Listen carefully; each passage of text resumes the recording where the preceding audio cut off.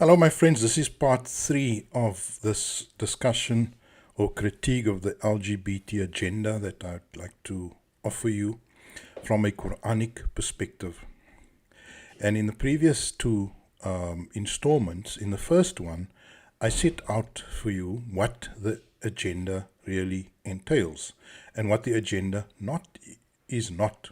So in other words, in the first of these three, I laid down the understanding or the few ground assumptions that we are not critiquing people's preference, but we are critiquing and we are attacking or defending ourselves against the monopolization of what sex and gender are or should be. So this is not a debate against the preference of people. In fact, I highlighted a verse from the Qur'an that says, truth is from your Lord. Let him who wants to embrace, embrace. And let him who wants to reject, reject. So we have a pluralistic outlook that people are free to indulge in what they want to do. Even the perverse, even the abnormal. But our position is that we, as a divinely grounded society, we demand the right to have a discourse. We demand the right to have a value system. We demand the right to have our understanding. And that is why the debate is not against freedom to be, but the debate is our freedom to not be. For us not to embrace the LGBT discourse or agenda. And that was really the tone of the first installment. And in the second one, I showed to you the Islamic perspective, Muslim ethics, the Quranic ethics around sex and gender. And I also showed and proved that Islamic ethics are not irrational, they are rational. And they are related to reality. They are related to what is good, healthy, and beneficial. And that the alternative agenda, the LGBT agenda, is the agenda that is anti-rational. Right. So I come now to the third and final installment, and that is the complicity of the LGBT agenda with imperialism, with colonialism, with the global elite. So, you see, the fact that the LGBT agenda has dressed itself up in clothing that is social justice, social rights, and emancipatory is neither here nor there. You see, just as Israel dresses itself up as a democratic state, or just as the US was the spreader of human rights in Iraq, while it massacred 1 million Iraqis, 500,000 children. Just as Stalin said that he's doing it for the working class when he massacred 50 million people. In the same way must we, and I will illustrate, ascribe the same type of hypocritic complicity with imperialism, colonialism, and with the entrenching of the global elite to the LGBT agenda. And in no way can that agenda claim to be a legitimate and credible agent for emancipation and liberation. You see, powerful emancipatory movements are close to our hearts. They are near and dear to us. We all identify with the Israelites in Egypt, how they fought for their liberation from Pharaoh. It is near to all of our hearts, the brave struggle of Moses, of Aaron, and how they freed their people. We are all now, there's a consensus globally that those who fought against colonialism in the 1940s, 1950s, those who fought against imperialism, the invasion, the suppression of the indigenous North American First Peoples, those who usurp the lands of the Aborigines, of the Aboriginal people of Australia, of Africa, Southern Africa. We all agree that those are credible and legitimate freedom struggles, liberation struggles, emancipatory struggles. And even now, today, we declare that there is a new struggle. It's very much a reality, a struggle, a war against a transnational, globally imposed order that has the aim of enriching and entrenching the elite and of enslaving through debt and other means the rest of humanity. If you haven't come to realize that, then I don't know if you've been awake for the last 10 years. There is a global war of defense against an elite, an immoral, sadistic, psychopathic, tyrannical elite that is aiming to impoverish and eliminate humanity through the imposition of its own system of slavery and control over this planet. And they do it via global neoliberal capitalism, by new Marxism, by any means necessary. And I'm going to refer to that as the global elite right now. And if you don't believe there's a global elite, and if you believe that everything is hunky-dory, everything is fine, as we say in Afrikaans, pik fyn, then you should just change the channel right now. And don't watch here. Be blissful in your ignorance. But right now, a substantial portion of humanity recognizes this powerful assault that mankind is experiencing from the global elite. It is an imposition that is advanced. It comes to us in the form of economic policies globally, cultural impositions, censorship, and the military assault if all of these fail. And the assault is on all people. If you still think the assault is on you as a black man, the assault is on you as a Muslim, then you are naive, my friend. The assault is on all of you. If you are human, then you are a victim of the assault. Whether you're an American in the Midwest, in the South, in the heartland of America, whether you're an ordinary European, whether you're an African, wherever you are, if you are in the modern world, you are experiencing an onslaught of one kind or the other. And there is a war of liberation in progress. And if you didn't know that, it's good that you should know that as soon as possible. So amidst all this proud, this legacy, contemporary and historical, this legacy of resistance, the question is, what are the credentials of the LGBT agenda or the movement? Is it really a member of our liberatory struggle, our emancipatory efforts? Is the LGBT agenda part of us? Are they in the trenches with us? What are their credentials? Because they do claim it. They claim heirship to the proud legacy of human resistance.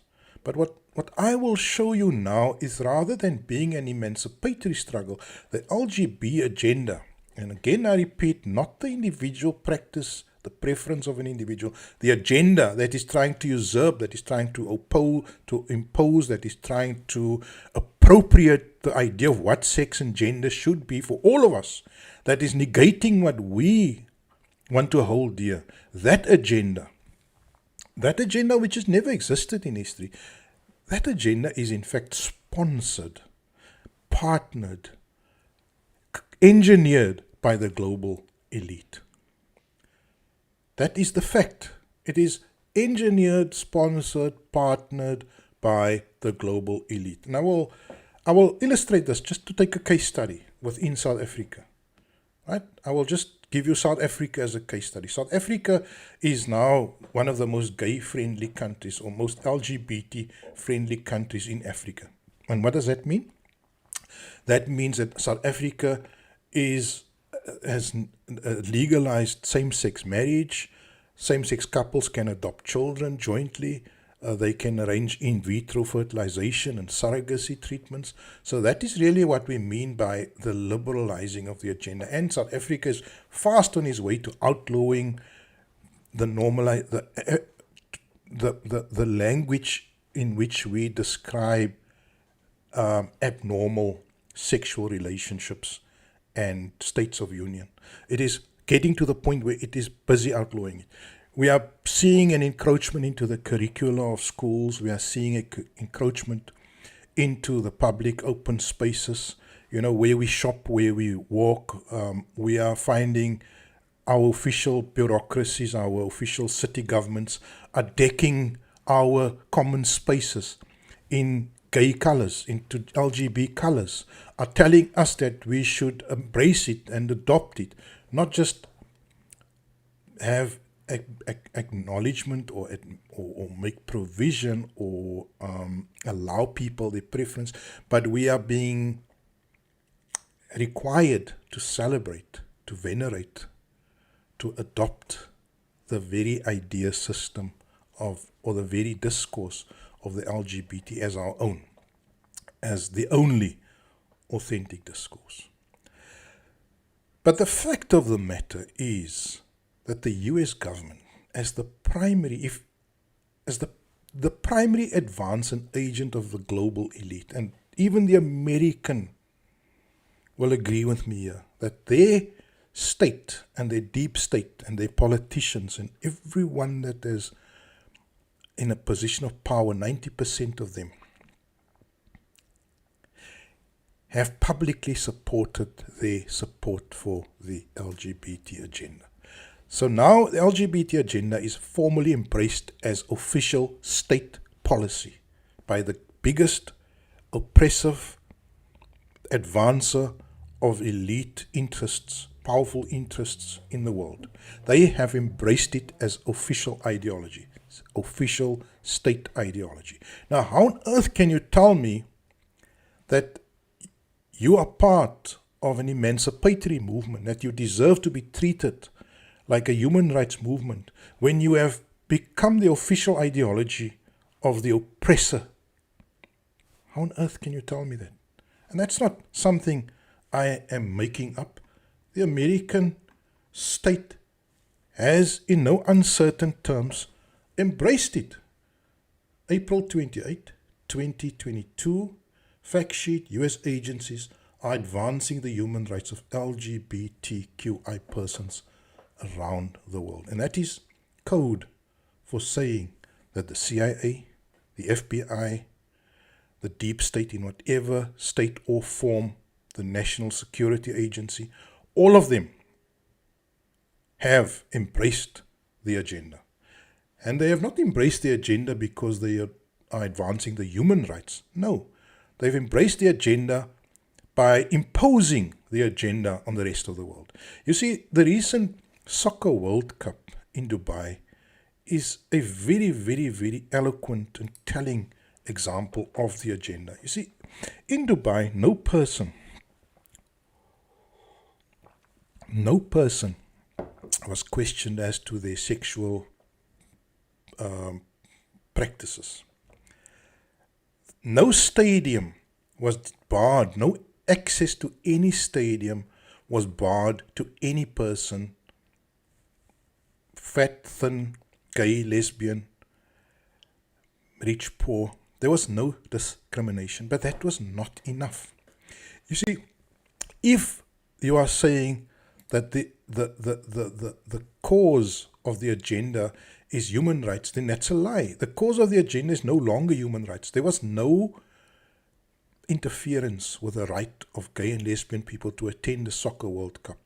What there was they needed the state, the government, to make public adoption and recognition and embracing of the core precepts of the LGBT agenda. And that is what the deep state and America want. Is they don't want you to accept or to allow people to have their individual preferences. They want you to embrace it. They want you to endorse it. They want you to be a partner in it. And that is the US government have embraced the LGBT agenda. But also major US corporations, foundations, CIA fronts, all of these now have toed the line and have come into line and have adopted the agenda. And that is, the simple fact is that a movement that pretends to be an emancipatory movement, a human rights movement, a movement that is pro-freedom, is in fact a partner in colonialism, a partner in imperialism. And the US marriage between imperialism and the LGBT agenda is replicated elsewhere in the world. It's replicated in South Africa, where the LGBT agenda is driven from 4 quarters now. Number 1, university campuses, where bursaries, scholarships, research grants, which originate from private corporations, from Western trusts and foundations. These grants are employed to enlist agents for the agenda. These grants are now used to create academic warfare against traditional rights and traditional understandings of sex and gender. So this academic warfare is fought from the university campuses to brainwash, to confuse, to deceive, to deviate us from what our existing, long-standing understandings and values are. That's the first area of attack. It's from the university. The second area of attack is deep state actors. This includes foreign and local agents deployed within key government policy development positions. So what we have in South Africa is we have major departments such as the health department, the education department, the ministries, these ministries, highly infiltrated by activists of the LGBT agenda, sitting there and assessing our curricula, assessing our health policies, assessing our health protocols, and imposing their agenda right there at that position. And of course, because corporate or the agenda is well funded, it is able to deploy these highly paid agents to infiltrate our policy development mechanisms, and that is the second area of attack. The third area of attack is through charities and non-governmental organizations who receive vast sums of money from America, British and European foundations. And through these NGOs, they reach communities. They go beyond the big picture and they actually go into townships, into, the small organic communities where these ideas are sold. Now, these ideas are not sold as beneficial, but these ideas are sold just as a small relief from financial, from social alienation, from, in our communities, we deal with alienation, with social degradation, with economic hardship, and any NGO that comes in there with minuscule benefits is embraced. And that is the third line of attack, is through non-governmental organizations. The gay population in South Africa increased from like 1%, I think the US is the same, to like 10% in 10 years or 15 years. So vast sums of money through the NGO sector. And then the fourth area of attack is through South African companies with multinational companies. So it's companies that have controlling companies within the Anglo-Saxon world mainly, who then try to mainstream LGBT and its ideas. Now, if we look at the NGO sector, I'm going to take one example. The biggest NGO for LGBT in South Africa is called the Other Foundation. And they hand out about 10 million rand a year to communities to promote LGBT. Now they've done that for the past 10 years. So they have invested 100 million South African rand to small communities in the form of publishing, in the form of little projects that to highlighting the ideas, the agenda. And over 100 million rands have been spent. And if we look at who is behind this NGO, the other foundation, then it is very, very clear who drives the agenda. Very, very clear. It is impossible not to see who drives the agenda. Now, I've got a list here quickly. And this is really some of the big corporations and foundations in the West that are driving the agenda via this massive NGO called the Other Foundation. And the usual suspects, ABSA, the bank ABSA, Nedbank, Ford Foundation, Facebook, the Soros organizations are here, you know, the Open, what is it called? Open Society, Shell, Bering Foundation. And don't be surprised if some of these fronts are fronts for the CIA. I mean, I haven't done the digging, but I do know the CIA is in more than 2,000 NGOs and small community established political organizations.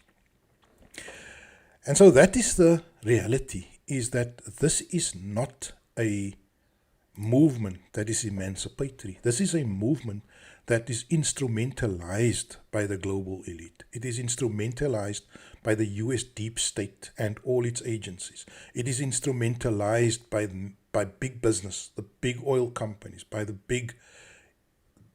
infiltrated NGOs. And that is just one example of a project within a country like South Africa.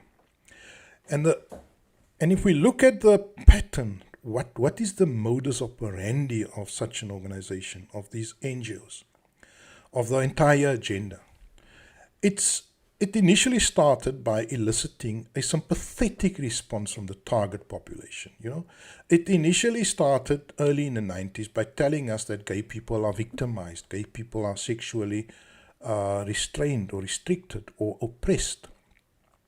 And that is the way initially that agenda attracted sympathy and compassion from ordinary people. But that agenda has grown way beyond the position of human rights or freedom. It now has entered the realm of actually appropriating the whole understanding of sex and gender. You see, back then, even now when we recall, there was never really victimization of gay people. I grew up with knowing gay people. I grew up knowing people who were known to be, homosexual. It was never a basis on which to harm or to discriminate. Well, there's the social stigma as with anything. I mean, a fat person is going to have stigma. I was a fat kid at primary school. I lost the weight later on in my life. But there was stigma. I mean, was I a victim? No, I wasn't a victim. People are stigmatized by going outside of the norms, right? And if you're too tall, too short, too fat, too thin, you get stigmatized. And that's the extent to which the stigma was applied to gay people. It's a more effeminate way of speaking and so on. But never was there any grounds or any case that I can recall where any person was harmed, oppressed, deprived in any way. And so the whole basis is basically also fallacious, that they needed defending human rights, etc. Right. So I don't think, in fact, the whole basis of the original human rights debate is real. I think it is invented. But the sympathy, the seeking of sympathy, the seeking of compassion has moved on, and it has now become, the messaging now is now not to celebrate or to allow for the victim to have a free life, but to celebrate the practice. In 2023, the messaging of the agenda has shifted from celebration to pride, to celebration, to pride, and to embracing and to veneration. And that's what the gay parades are for. That's what the Pride Month is for. Pride Month is not something that is held as a private ceremony. Pride Month is held as something that we are all supposed to show our acknowledgement, our recognition, we are all required to observe it. And large corporations like in South Africa, we have Woolworths, are imposing it in the public arena, where we're shopping, where we take our children. The Department of Education is imposing it in our schools. They are rewriting the curricula to express that worldview, to eliminate our worldview, our traditional understanding. And that is very real. It's not something that I'm imagining. It's something that's very real. So the question we must ask is, why are corporations like Woolworths and others who have followed suit, why are they promoting and advancing the LGB agenda? And I think if you want to get the answer, you must ask, why did the VOC, the first corporation in South Africa is the VOC, the colonial corporation that first settled in South Africa, it's called the VOC, the Verenigde Oostelike Compagnie with a C. That's a Dutch name. They were the first company that benefited from the colonizing of South Africa, right? But they also a company that distributed free Bibles. They also a company that paid the salary of priests, Christian priests. They also the company that implemented the banning of alternative religions. Like where I live in this part of the world, my religion, my worldview was outlawed. Islam was outlawed for over 100 years. That company, the Dutch company, that private company, maintained and implemented what was called then the plakkaten, which was the outlawing, the execution of any person that practiced any other religion except Christianity.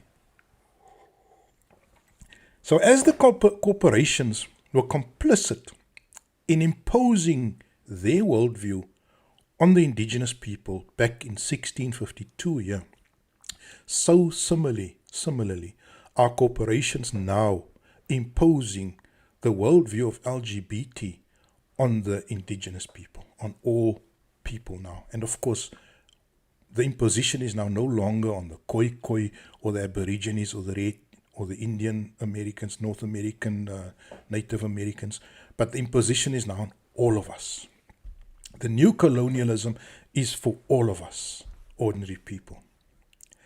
And so as that first Dutch company paid the priests, handed out the Bibles, killed the slaves who wanted to be Muslim, so the Woolworths of today are implementing, has adopted its position as the henchman of imperialism, the henchman of the global elite, where they have taken it upon themselves to spread the Bible of LGBT, to impose the worldview of LGBT on us, to leave no space that we frequent untouched by that ideology, and then to incorporate it in our schools and finally turn our children into converts.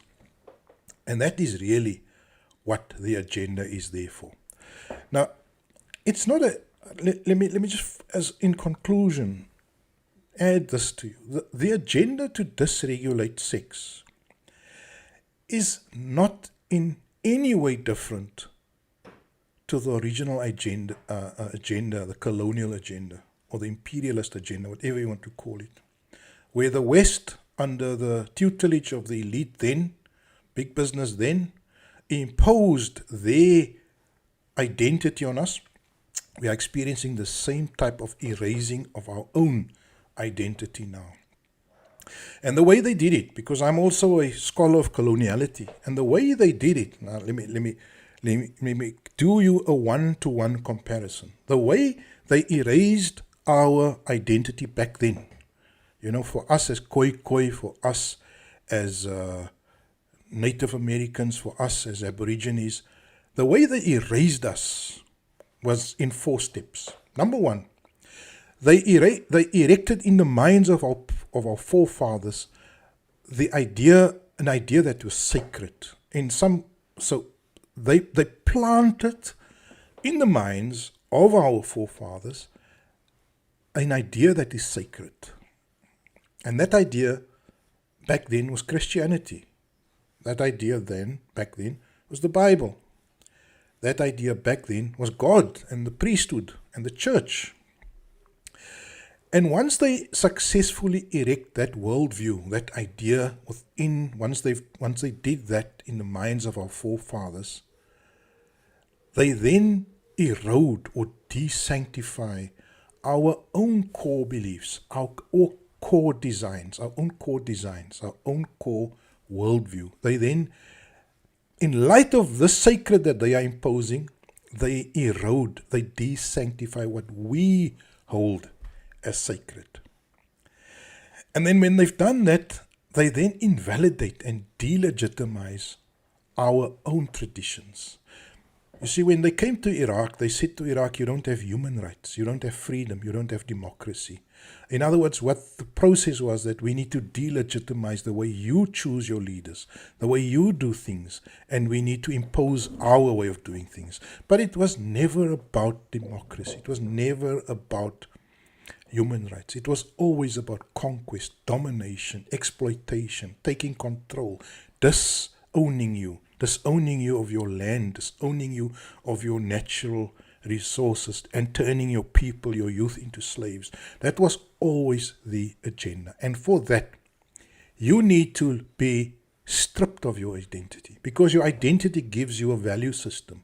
Your identity gives you a worldview. Your identity gives you a purpose. And if we can strip you of your purpose, of your